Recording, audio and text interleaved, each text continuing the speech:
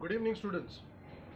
हमारी online lectures की series में आपका फिर से स्वागत है। पिछले कई दिनों से कोविड-19 के चलते हम सब अपने घरों पे हैं और यहीं से पढ़ाई कर रहे हैं। मैं भी कॉन्स्टेंटली आप सबके लिए वीडियोस रिकॉर्ड करके आपको भेजता रहता हूँ। उम्मीद करता हूँ कि ये सारे वीडियोस आप अच्छे से देखते हैं, उनको समझते हैं, अच्छे से हमारे भेजे हुए नोट्स को पढ़ते हैं, क्योंकि ये बहुत इंपॉर्टेंट है कि इस समय का इस्तेमाल आप सदुपयोग करें, बुरा उपयोग ना करें। आप बैठकर YouTube पे कई सारे अलग अलग वीडियोस देख सकते हैं, जिनमें कई सारे एजुकेशनल वीडियोस भी होंगे और कई सारे फालतू भी होंगे। तो अपने समय को फालतू चीज़ों से हटाकर एजुकेशनल पे रखिए, वो ज़्यादा बेहतर है। क्योंकि कुछ भी हो जाए, बोर्ड एग्ज़ाम अपने समय पर ही होगा और मैं नहीं चाहता या आप भी नहीं चाहते होंगे कि आपको बोर्ड में सफ़र करना पड़े। स्टूडेंट्स, आपके ऑनलाइन लेक्चर्स की सीरीज़ में आज फ्लेमिंगो का एक ऐसा यूनिट मैं डिस्कस करने जा रहा हूँ जिसके बारे में आप लोगों ने रिसेंटली देखा, समझा है, इसीलिए आप लोग इससे इजीली कनेक्ट कर पाएंगे। ये घटनाएं, ये सब आपकी ज़िंदगी में अभी अभी हुई है। कई बार प्रकृति हमें समाज का एक ऐसा भद्दा और गंदा चेहरा दिखा देती है जिसके बारे में हमारी आंखें देखकर भी अनदेखा कर चुकी होती है।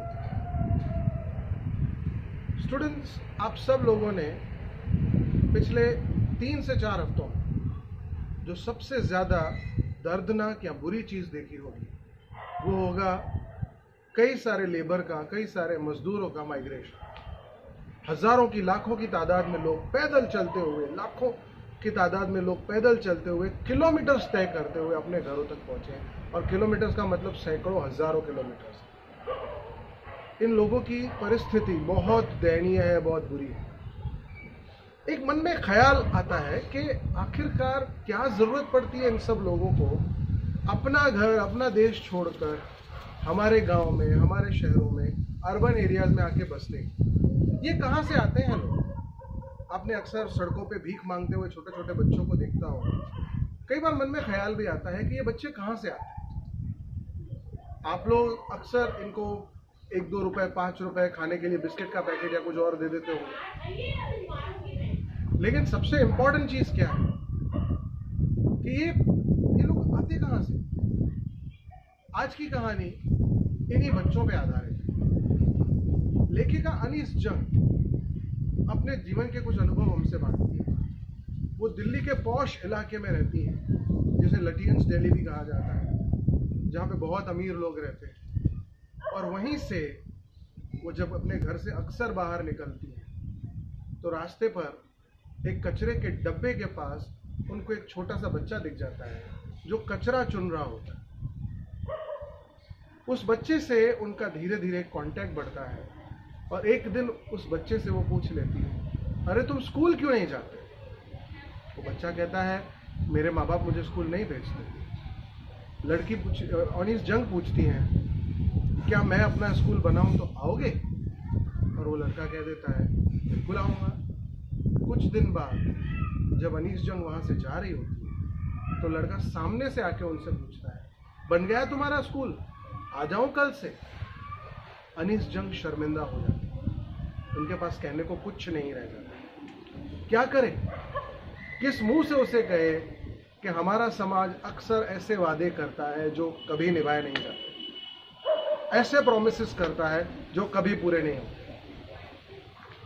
कुछ तो गड़बड़ है। आज 75 साल बीत चुके हैं हमारे देश की इंडिपेंडेंस को, आजादी को। करोड़ों की तादाद में लोग 2 वक्त की रोटी नहीं जुटा पा रहे, इसीलिए वो मजबूर हैं ऐसे काम करने के लिए जिनके बारे में आप, मैं कभी सोचते भी नहीं। कोई माँ बाप क्यों अपने बच्चे को कचरा चुनने भेजेगा जिसमें दुनिया भर का कूड़ा है, गंदगी है? अनीस जंग को भी क्यूरोसिटी होती है, जिज्ञासा होती है ये जानने की कि आखिरकार क्या मजबूरी है कि ये बच्चे कचरा चुनने पे मजबूर है। वो उससे बात करती है, उससे उसका नाम पूछती है। अब यहाँ पे आयरनी देखिएगा, विडंबना देखिएगा बेटा। उस बच्चे का नाम है साहिब आलम, मीन्स पूरी दुनिया का साहिब, दुनिया का राजा। और बेचारा काम क्या कर रहा है?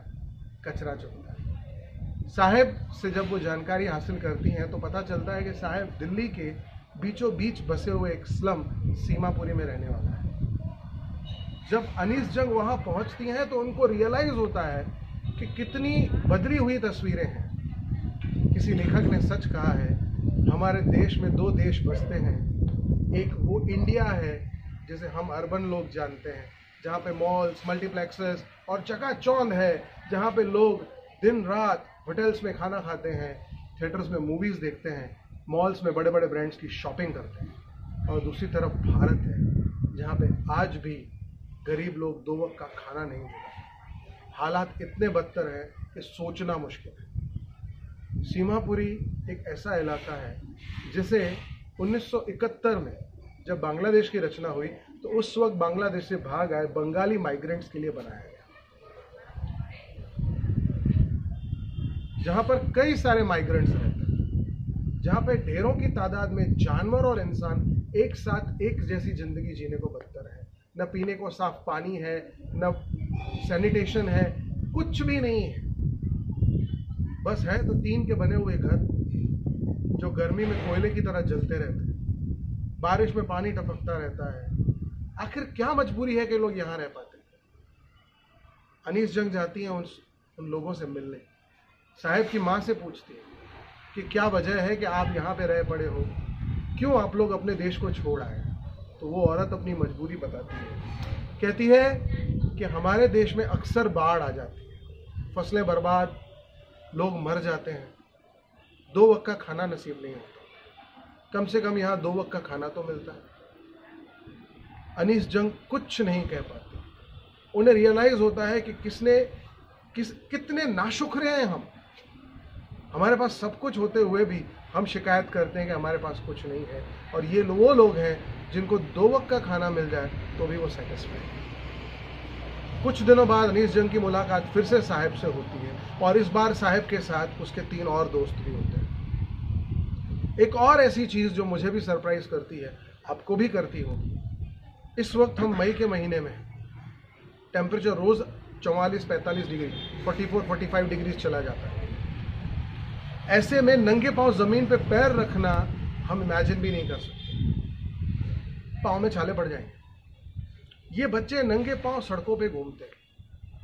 ऐसे में अनीस जंग पूछ बैठती है, अरे तुम जूते क्यों नहीं पहनते? तो 4 बच्चों के जो 4 जवाब मिलते हैं वो आपको बहुत कुछ सोचने पे मजबूर करेंगे। साहिब कहता है कि मुझे तो जूते चाहिए लेकिन कहीं से मिलते नहीं। एक और बच्चा जो उसका साथी है वो कहता है, हमारे समाज में जूते पहनने का रिवाज नहीं है। तीसरा बच्चा कहता है, मेरी माँ मेरे लिए जूते नहीं लाई। कहाँ से? शेल्फ से। और ये उजागर करता है एक और दयनीय और दुखनीय तस्वीर। आपने अक्सर देखा होगा मंदिरों से जूते चोरी हो जाते हैं। कभी सोचकर देखिए किसको जरूरत पड़ी है तुम्हारी पुरानी चप्पल पहनने की, तुम्हारा पुराना शू पहनने की?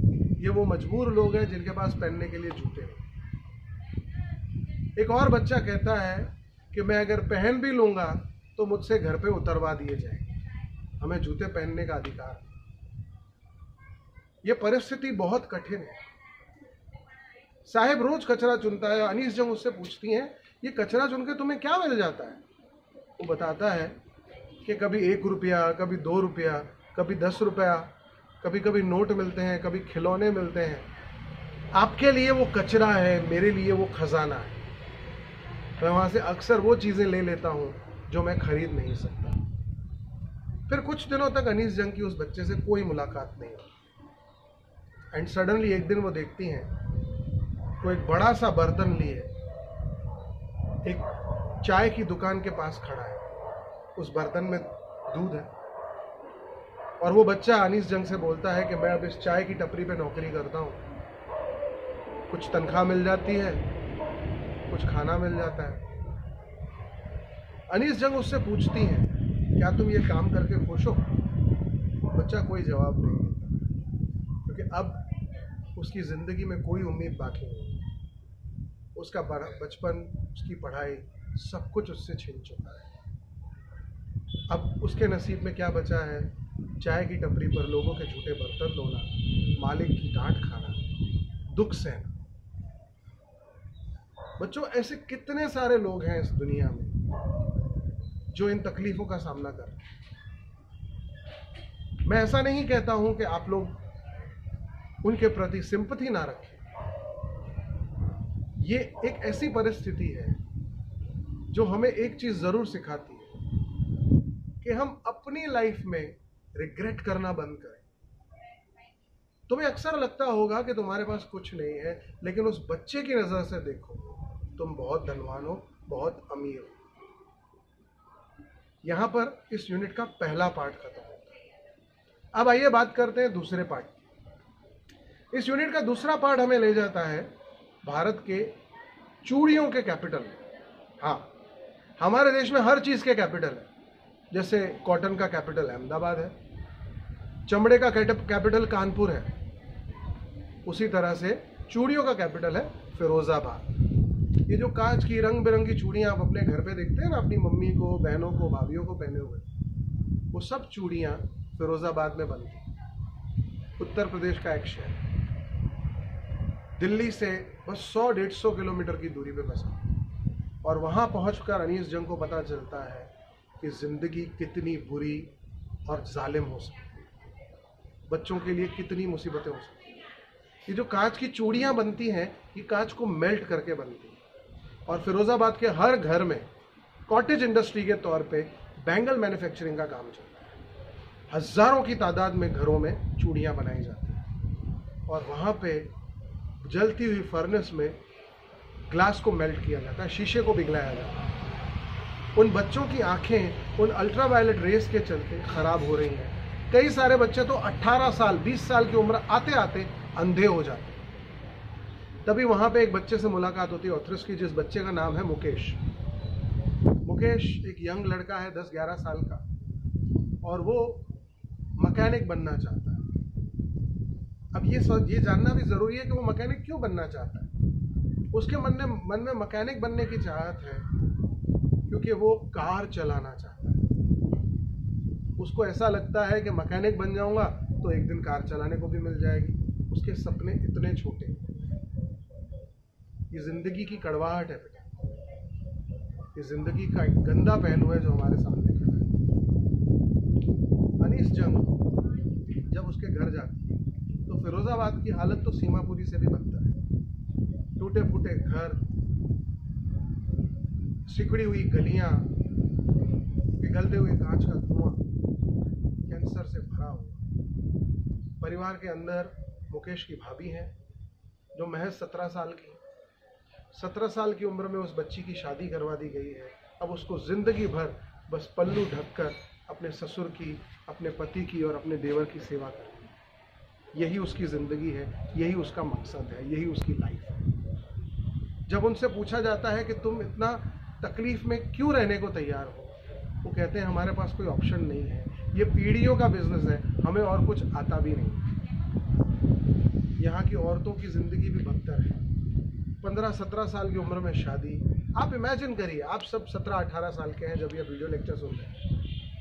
कितने सपने हैं एक लड़की की जिंदगी में, कितना कुछ वो करना चाहती है, कितना कुछ वो हासिल करना चाहती है, लेकिन कुछ नहीं कर पाती। क्यों? शादी हो गई, परिवार शुरू कर दिया, 20 साल की उम्र तक तो बच्चा हो जाता है, और उसके बाद पूरी जिंदगी, उसकी जिंदगी भी उसी नर्क में बीत जाती है। एक दादी अम्मा तो यही कहती हैं कि ये तो पीढ़ियों से चलता आ रहा है, कौन पीढ़ियों के चलन को बदल पाएगा। अनीस जंग वहां के युवा लड़कों से मिलती हैं और उनसे पूछती हैं कि तुम लोग एक कोऑपरेटिव क्यों नहीं शुरू करते। आप में से जिनको जानकारी नहीं है, मैं आपको बता दूं, कोऑपरेटिव बेसिकली एक ऐसी संस्था होती है जिसमें उसी समाज के लोग, उसी गांव के लोग इकट्ठा होते हैं, सामान बनाते हैं और खुद ही बेचते हैं। कोऑपरेटिव के बहुत एग्जाम्पल्स आपको मिल जाएंगे। अमूल भारत का नहीं, दुनिया का सबसे बड़ा कोऑपरेटिव, जिसमें लोकल लोग दूध इकट्ठा करते हैं, दूध मैन्युफैक्चर करवाते हैं और दूध बेचते हैं। इसी तरह से वो उन्हें सजेस्ट करती है कि आप लोग भी एक कोऑपरेटिव बनाएं। लेकिन वो बच्चा, वो यंग लड़का एक ऐसी परिस्थिति बता देता है जो और भी रह गई। वो कहता है कि हम एक बुरे नेक्सस में, बुरे जाल में फंसे हुए हैं। नेक्सस किसका? ब्यूरोक्रेट्स, पॉलिटिशियंस, पुलिस, तीनों का। उसके साथ उनका चौथा भागीदार बन जाते हैं प्राइवेट मनी लैंडर्स, यानी साहूकार। इन लोगों के पास न कोई कागजात है, न दस्तावेज, तो इनको कोई लोन तो मिलती नहीं।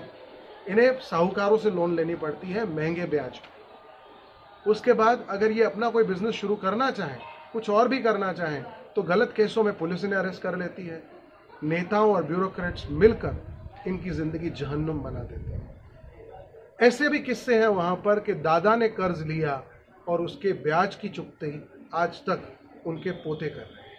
हालात इतने खराब हैं और हम सब कुछ देखते हुए मूक दर्शक बने हुए हैं, हम कुछ नहीं कर सकते। मुकेश से बात करते हुए अनीस जंग ऊपर से उड़ते हुए एक प्लेन को देखती हैं और मुकेश से पूछती हैं, तुम्हारा प्लेन उड़ाने का मन नहीं करता? मुकेश अपनी आंखें नीची कर लेता है और वो कहता है नहीं, क्योंकि वो बेचारा बच्चा जानता है प्लेन उड़ाना उसके बस में नहीं है। वो मैकेनिक भी इसलिए बनना चाहता है क्योंकि वो कार चला सकता है।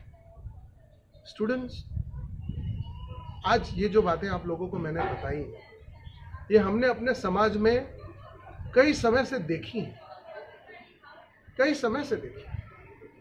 क्यों 7-8 साल 10 साल की उम्र में बच्चे नाश्ते की लारियों के ऊपर हॉकर्स के पास काम करने को मजबूर हैं? जिस उम्र में उन्हें स्कूल जाना चाहिए वो उस वक्त काम कर, उनकी पढ़ाई नहीं हो पाती, उनका जीवन नहीं बन पाता। कभी सोचा है इन बच्चों के साथ क्या होता हो? जब तक ये छोटे होते हैं इनको भीख मिलती रहती है।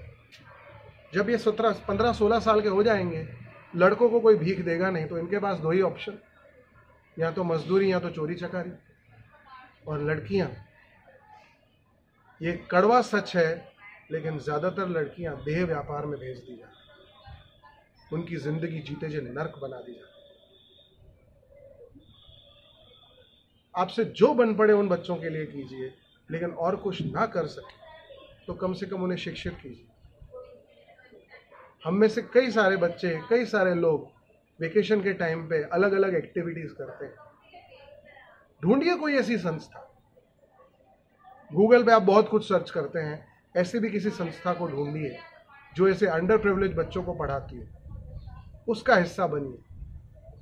जिंदगी में पैसा कमाना सब कुछ नहीं है बेटा, कभी कभी लोगों की दुआएं भी कमा लीजिए। यकीन मानिए, आप अगर एक बच्चे को शिक्षित कर पाए, और आप ऐसा मत समझिए कि आप नहीं कर सकते। इस साल आपका 12th है, बोर्ड एग्जाम्स दे दीजिए, 3 महीने का वेकेशन मिलेगा आपको। उस समय में अगर आप एक भी ऐसे मासूम बच्चे को पढ़ाने में कामयाब हो गए, आपका जीवन सफल हो जाएगा और उसकी आने वाली पुश्तें आपको दुआएं देंगी। उम्मीद करता हूं कि आपको यह मैसेज पसंद आया होगा, आज का लेक्चर पसंद आया होगा।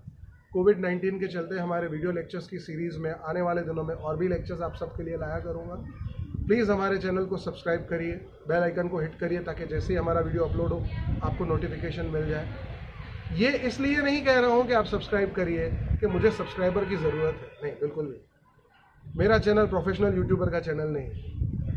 मैं सब्सक्राइब करने के लिए आपको इसके लिए कहता हूँ ताकि आपको पता चले कि हमने कोई वीडियो अपलोड किया है और आप इंस्टेंट देख पाएँ।